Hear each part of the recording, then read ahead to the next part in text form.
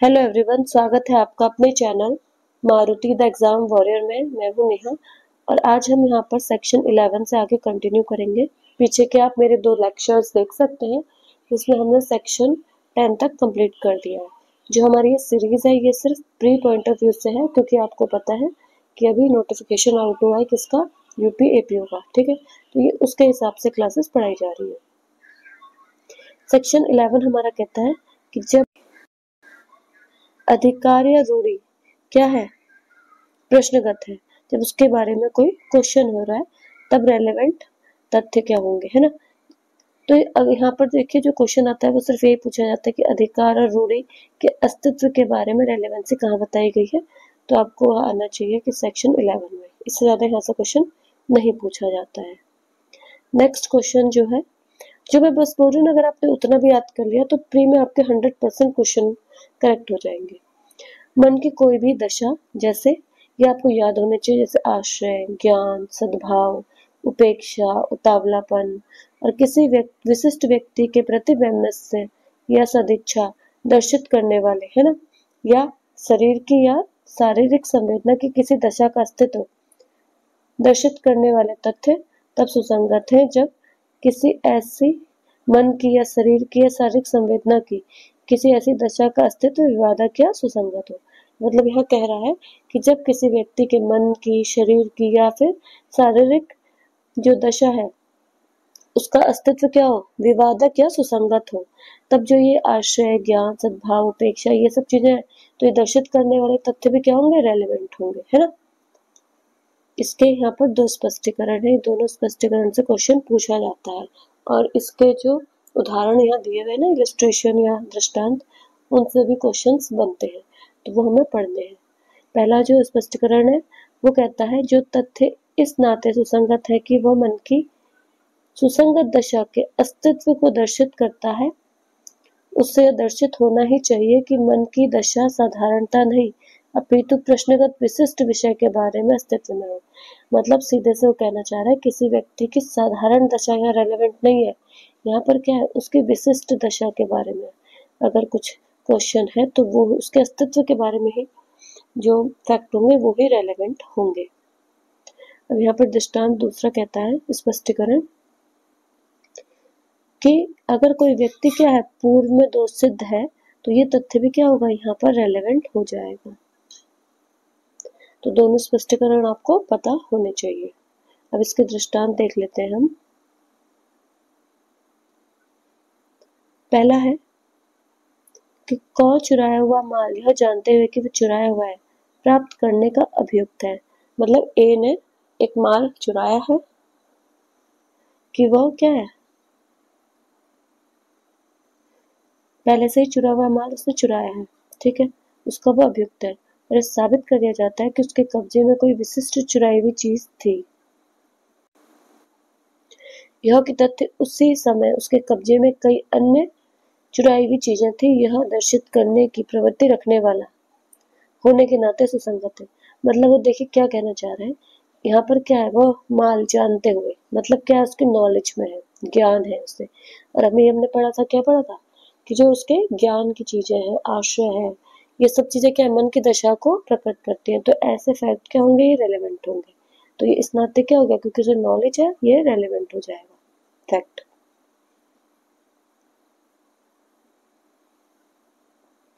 अब जैसे देखिए ये वाला जो इसका सी वाला है, कि खौ के कुत्ते द्वारा जिसका हिंसक होना खौ जानता है, किए गए नुकसान के लिए खौ पर वाद लाता है। ये तथ्य कि कुत्ते ने पहले भौ, मौ, या को काटा था, यह कि उन्होंने खौ से शिकायत की थी, सुसंगत है, क्योंकि देखिए जानता है, वो उसके क्या है, मन की दशा को बता रहा है। तो ये भी क्या है, इसमें रेलेवेंट होगा। कौन से सेक्शन में, सेक्शन 12 में।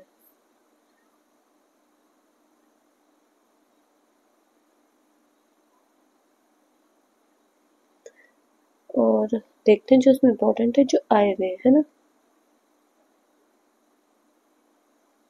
वैसे आपको सारे ही देखने हैं, पर फिर भी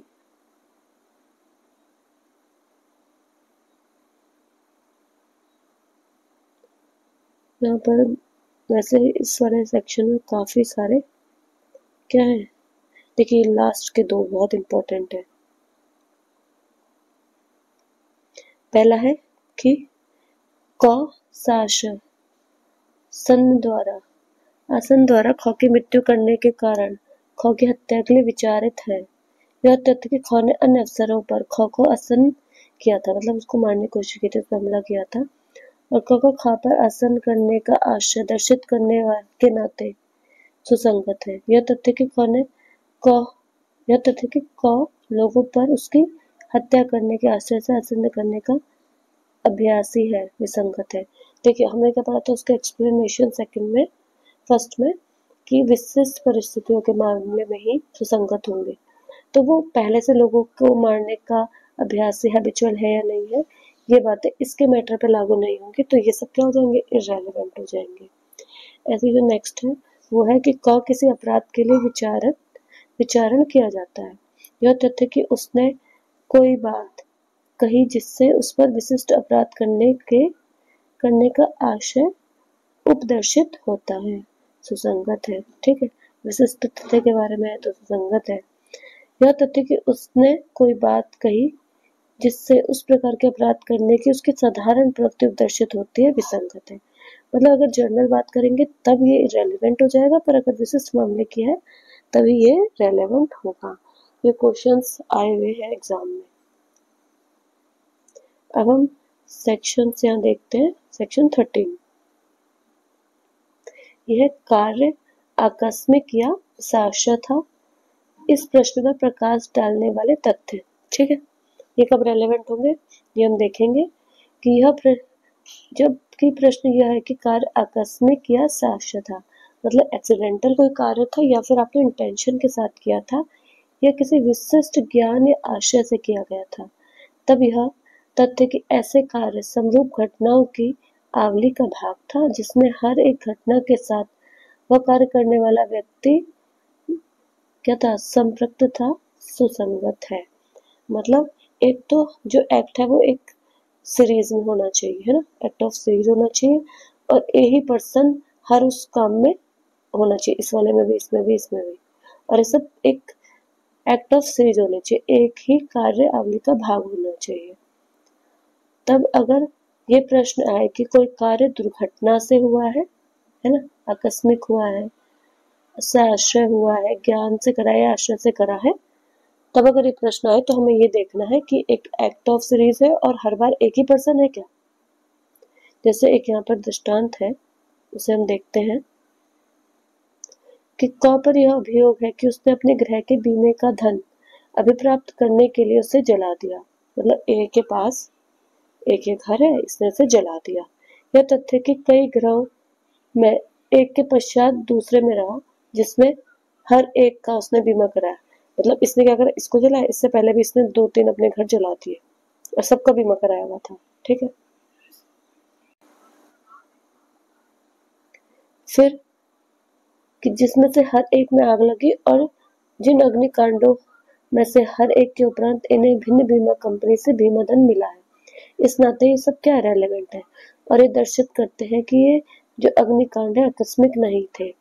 मतलब देखिए एक एक्ट ऑफ सीरीज है, ये बंदा पहले से इसमें भी करा, इसमें भी करा, इसमें भी करा, और अब इस घर में भी इसने ऐसे ही करा, इन सबके बीमे कराए हुए, और उनसे क्या करता है, बाद में बीमा पार्टी से पैसे ले लेता है। जैसे वो आता नहीं लुटेरी दुल्हन वाला भी, कि पहले एक को लूटा, फिर दूसरे को, फिर तीसरे को, कंटिन्यू एक सीरीज करी और वो ही लड़की है हर बार बनती है। तो ये सब क्या रेलेवेंट है, और ये फिर क्या आएगा कि वो उसने क्या करा, विद इंटेंशन करे, विद नॉलेज करे, और ये सब एक्सीडेंटल नहीं है चीजें। तो ये तथ्य क्या होंगे, रेलेवेंट हो जाएंगे। कौन से सेक्शन में? ये है सेक्शन हमारा 14। ठीक है, सेक्शन 14।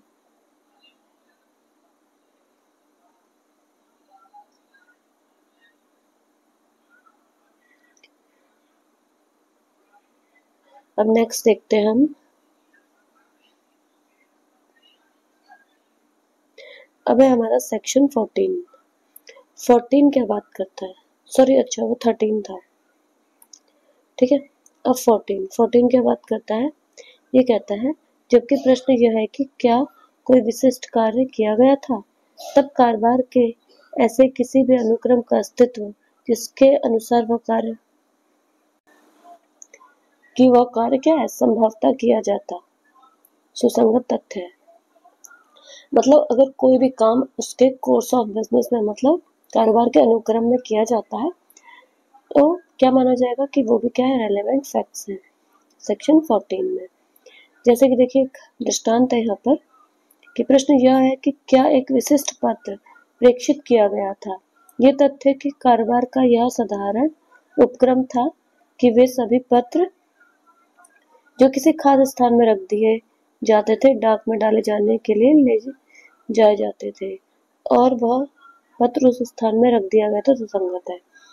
आप कोर्ट में भी देखते होंगे जब हम फाइल में वो लगाते हैं, क्या लगाते हैं, ट्रैक रिपोर्ट, उसके साथ क्या लगाते हैं, एक रसीद भी लगाते हैं कि हमने हाँ प्रॉपरली जैसे एक पोस्ट होती है वैसे कर दिया है और ये चला गया है ना।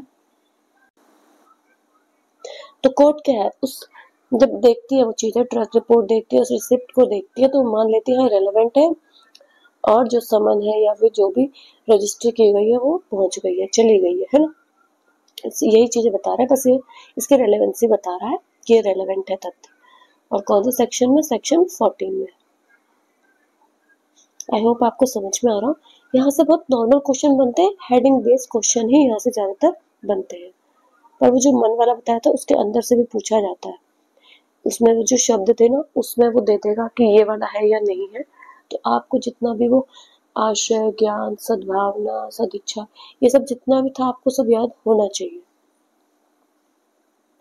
नेक्स्ट है 15 स्वीकृति, स्वीकृति मतलब एडमिशन पहले था 17 में, अब 2 का डिफरेंस है तो ये 15 में आ गया है। स्वीकृति व मौखिक या दस्तावेजी या इलेक्ट्रिक रूप में अंतर्विष्ट कथन है। तो हमें इससे क्या पता लग रहा है, एक तो कि जो स्वीकृति है वो क्या स्टेटमेंट है, और कैसे हो सकता है, मौखिक रूप में हो सकता है, दस्तावेजी और इलेक्ट्रॉनिक रूप में। किसी विवादक तथ्य या सुसंगत तथ्य के बारे में कोई अनुमान इंगित करता है। मतलब वो क्या कर रहा है कि किसी विवादक तथ्य या सुसंगत जो तथ्य है उसके बारे में कोई भी हमें एक अनुमान दे रहा है ना। और किस व्यक्तियों के द्वारा किया जाएगा, ऐसे व्यक्तियों में से किसी के द्वारा और ऐसी परिस्थितियों में किया गया है जो एतस्मिन पश्चात वर्णित है। मतलब इसके बाद के जो सेक्शंस है उसमें बताया गया है कि कौन व्यक्ति करेगा और किन परिस्थितियों में किया जाएगा। ठीक है, तो हम आगे सेक्शन देखेंगे 16 कि वे कथन स्वीकृतियां हैं जिन्हें कार्यवाही के किसी पक्षकार ने किया हो। मतलब स्वीकृति कौन कर सकता है, एक तो किसी कार्यवाही के पक्षकार या उसके किसी अभिकर्ता, ठीक है, तो दूसरा हो गया अभिकर्ता। तीसरा कौन होगा, आगे देखते हैं कि जिस मामले की परिस्थितियों में न्यायालय उन कथनों को करने के लिए उस पक्षकार द्वारा अभिव्यक्त या विवक्षित रूप से प्राधिकृत किया हुआ मानता हो। मतलब कोर्ट मान रहा है कि हाँ ये है या फिर इसका ये एजेंट है। ठीक है, इसका जो सेकंड क्लॉज है वो कहता है हमें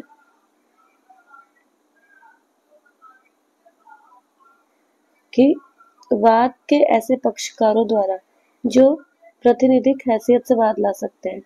मतलब स्वीकृति एडमिशन कौन कर सकता है, वो भी कर सकता है जो प्रतिनिधि की हैसियत से वाद ला रहा है। ठीक है, फिर या जिन पर प्रतिनिधिक हैसियत से वाद लाया जा रहा हो जब तक कि वे उस समय ना किए गए हो। मतलब सीधे सीधे एक हमने देख लिया पक्षकार, एक अभिकर्ता, एक प्रतिनिधि, है ना, और वे व्यक्ति जिनके द्वारा किए गए कार्यवाही में वैसे वस्तु में कोई सांपत्तिक या धन संबंधी हित है। अगर आपका उस प्रॉपर्टी में क्या है, कोई हित है ना, वो। और तीसरा थर्ड पॉइंट क्या कह रहा है इसका, वो कह रहा है कि ऐसे व्यक्ति द्वारा जिसका वाद के पक्षकारों या वाद की विषय वस्तु में अपना हित व्युत्पन्न हुआ है, मतलब उससे कोई हित आपका क्रिएट हुआ है। तो ये सब लोग क्या कर सकते हैं, ये सब एडमिशन स्वीकृति कर सकते हैं। ठीक है, तो कौन कौन हो गए, एक खुद पक्षकार हो गया, उसका एजेंट हो गया, प्रतिनिधिवाद है तो उसमें प्रतिनिधि हो गए इसके, फिर जिसका हित उसमें है या क्रिएट हुआ है। ठीक है, ये सब क्या है, क्या कर सकते हैं, एडमिशन कर सकते हैं। ये किसमें बताया, सेक्शन 16 में, क्योंकि 15 में एडमिशन है तो 16 में ये सब चीजें बताई गई है। अब क्या है नेक्स्ट हमारा 17 सेक्शन है ना। इसमें देखिए क्या कह रहा है कि वे कथन जो उन व्यक्तियों द्वारा किए गए हैं जिनकी वाद के पक्षकार के विरुद्ध स्थिति या दायित्व साबित करना आवश्यक है। ठीक है, इसमें ना एग्जाम्पल बताते हैं, देखिए आपको इससे अच्छे समझ में आएगा और ये पूछा भी गया है कि ख के लिए भाटक संग्रह का दायित्व कौन लेता है। मतलब ख जो है ये मालिक है, ऐसे लिख देती हूँ मैं, एम लिख देते हैं, ठीक है, मालिक है कौन, ख, और इसका रेंट कलेक्ट करने का इस मकान का दायित्व कौन लेता है ना, ड्यूटी किसकी है, ए की, क की, कोई लिख देते हैं। अब ग द्वारा ख को शुद्ध नाटक संग्रह न करने के लिए क पर ख वाद लाता है। मतलब एक कोई तीसरा किराया, मतलब ग जो है ये किराएदार है, अब इसने रेंट नहीं दिया है, इसके लिए क्या करता है, ये जो मालिक है ये ए पर वो लाता है, क्या, एक केस फाइल करता है। ठीक है, अब क इस बात का प्रख्यान करता है, ये डिनाई कर रहा है कि ग से ख को भाटक दे था, मतलब ये कह रहा है कि इसको तो कोई रेंट देना ही नहीं था।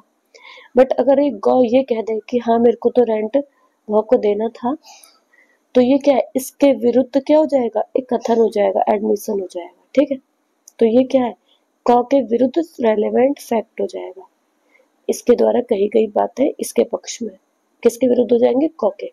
सिर्फ इतनी सी ही बात है यहाँ कह रहा है कि यहाँ पर पक्षकार के विरुद्ध साबित की जानी है। नेक्स्ट है हमारा 18। अब इसमें क्या है, नेक्स्ट जो हमारा क्वेश्चन है, नेक्स्ट सेक्शन 18 में वो ये कह रहा है कि वे कथन जो उन व्यक्तियों द्वारा किए गए हैं जिसको किसी वाद के पक्षकार ने किसी विवादास्पद विषय के बारे में जानकारी के लिए अभिव्यक्त रूप से निर्दिष्ट किया है। मतलब किसी व्यक्ति ने ना तीसरे व्यक्ति को रेफर कर दिया है कि इससे पूछ लो जो भी पूछना है ना। तो यहाँ दृष्टांत में देखते हैं कि यह प्रश्न है कि क्या क द्वारा ख को बेचा हुआ घोड़ा अच्छा है। एक क के पास कोई घोड़ा है, उसने ख को बेच दिया है ना। अब प्रश्न यह है कि जो उसने घोड़ा ये बेचा है ये अच्छा है या नहीं। तो ख से क कहता है, क जो है मालिक इससे कह रहा है कि जाकर गौ से पूछ लो, गौ को इस बारे में सब कुछ पता है, वो सब कुछ जानता है। तो जो गौ यहाँ स्टेटमेंट देगा ना वो एडमिशन हो जाएगा, वो क्या है, स्वीकृति होगी। इसको ना रेफरी के कथन के नाम से भी कभी कभी पूछ लेता है ना, रेफरी का कथन कहाँ है। तो आपको याद रखना है, सेक्शन है हमारा 18 में, ठीक है। और कभी कभी ये भी पूछ लेता है कि पक्षकारों द्वारा अभियुक्त रूप से निर्दिष्ट व्यक्ति के कथन कहाँ स्वीकृति है या स्वीकृति माने जाते हैं, तो 18 में, ठीक है। नेक्स्ट हमारा जो क्वेश्चन है, सेक्शन है, वो है हमारा 19। 19 में है कि स्वीकृतियां उन्हें करने वाले व्यक्ति के या उसके हित प्रतिनिधि के विरुद्ध सुसंगत है और साबित की जा सकेंगी। ठीक है, अगर कोई एडमिशन करता है, कोई स्वीकार करता है, तो क्या है, उसके विरुद्ध तो जाएंगे। अब वो अगर ये कह रहा है कि मैंने इसकी हत्या करी है, तो अब वो उसके विरुद्ध तो जाएंगी ये बातें, ठीक है, उसके या उसके प्रतिनिधि के विरुद्ध। किंतु उन्हें करने वाले व्यक्ति द्वारा उसकी ओर से या उसके हित प्रतिनिधि द्वारा निम्नलिखित अवस्थाओं के सिवाय उन्हें साबित नहीं किया जा सकेगा। मतलब वैसे तो विरुद्ध साबित होती है, पर अगर 3 जो नीचे दिए हुए अपवादों में आ गई तो उनके पक्ष में भी साबित किया जा सकता है। ठीक है, तो इन्हें हम अपवाद के नाम से भी जानते हैं। अगर ऐसा पूछ ले कि वैसे तो सामान्य नियम ये है कि जो स्वीकृति है वो अभिकर्ता और जो अस्वीकृति कर रहा है उसके विरुद्ध सुसंगत होती है, बट कभी कोई ऐसी सिचुएशन भी है जिसमें वो उनके ही लिए साबित की जा सकती है, उनके फायदे के लिए। तो इसमें ये 3 अपवाद है, पहला, दूसरा, तीसरा। तो हम पहला देखेंगे कि यदि वह कथन क्या है कि कोई स्वीकृति करने वाले व्यक्ति द्वारा या उसकी ओर से तब साबित की जा सकेगी जबकि वह इस प्रकृति की है, यदि उसे करने वाला व्यक्ति मर गया होता तो अन्य व्यक्तियों के बीच धारा 26 के अधीन सुसंगत होती। इसमें मतलब वो क्या कह रहा है कि वैसे उसने ये डिक्लेरेशन के रूप में करी है ना,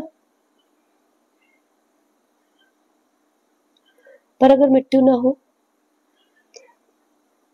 अब कोई व्यक्ति अपनी कुछ डायरी में लिख के गया, ठीक है, अब बिल्कुल ऐसी स्थिति में कि मरने वाला है, बट एंड टाइम पे वो पता लगा बच गया, है ना। तो क्या है, वो जो डायरी है वो उसको अपने पक्ष में यूज कर सकता है ना। दूसरा, कोई स्वीकृति उसे करने वाले व्यक्ति द्वारा या उसकी ओर से तब साबित की जा सकेगी जबकि मन की या शरीर की, ये कोई बताएगा सेक्शन कौन सा है? यह सेक्शन आपका 12 में है ना। विवादक दशा के अस्तित्व का ऐसा कथन है जो उस समय या उसके लगभग ही किया गया था जब मन की या शरीर की ऐसी दशा विद्यमान थी और ऐसे आचरण के साथ है जो उसकी असत्यता को अनादि संभाव्य कर देता है। मतलब अगर धारा जो 12 है उसकी दशाओं में आ रही है तभी भी वो अपने पक्ष में उसे साबित कर सकेगा। तीसरा है कि कोई स्वीकृति उसे करने वाले व्यक्ति द्वारा या उसकी ओर से साबित की जा सकेगी यदि वह स्वीकृति के रूप में नहीं किंतु अन्यथा सुसंगत है। मतलब वो उसने क्या करी हो, स्वीकृति ना करी हो। यानी कि वो क्या कह रहा है, वो कह रहा है कि स्वीकृति के रूप में नहीं, परंतु जैसे रेलेवेंसी का देखा था ना हमने सेक्शन 4 से लेकर, तो उनमें अगर सुसंगत हो रही है तब वो अपने पक्ष में यूज कर सकता है। अब यहाँ पर सबसे ज्यादा एक ये पोत वाला बहुत पूछा जाता है एग्जाम्स में, तो इस उदाहरण को जरूर देखेंगे हम कि किसी पोत के कप्तान क का विचारण उस पोत को संतृप्त करने के लिए किया जाता है या दर्शित करने के लिए साथ दिया जाता है कि पोत अपने उचित मार्ग से बाहर लाया जा रहा था, को अपने कारोबार के मामूली अनुक्रम में अपने द्वारा रखी जाने वाली पुस्तक पेश करता है जिसमें वो संप्रेक्षण दर्शित करता है जिसके बारे में यह अभिकथित है कि वह दिन प्रतिदिन किए गए थे और जिसमें उपदर्शित है कि पोत अपने उचित मार्ग से बाहर नहीं ले जाया गया था, इन कथनों को साबित कर सकेगा। मतलब देखिए, अगर उसको जो कप्तान है, ये कोई पोत है, ले जा रहा था सही मार्ग से या नहीं ले जा रहा था, वो एक अपनी डायरी है उसमें डेली लिखता है, तो अगर वो उसे कुछ हो जाता तभी भी वो डायरी यूज होती ना एक साक्ष्य के रूप में। पर अगर वो बच गया और पता है कि ये प्रतिदिन लिखी जाती है अपने कारोबार के, मतलब डेली अपने कोर्स ऑफ बिजनेस में उसे लिखता है, तो उसमें जो कही गई बातें है ना, तो फिर वो अपने पक्ष में भी यूज कर सकता है। जैसे यहाँ देखिए है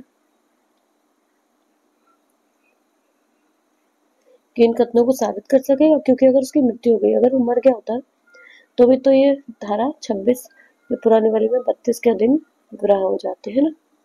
ऐसे एक और एग्जाम्पल है कि कौ के द्वारा अपने कोलकाता में किए गए अपराध का अभियुक्त है, वह अपने द्वारा लिखित और उस दिन चेन्नई में दिनांकित और उस दिन का चेन्नई का डाक चिन्ह धारण करने वाला पत्र पेश करता है।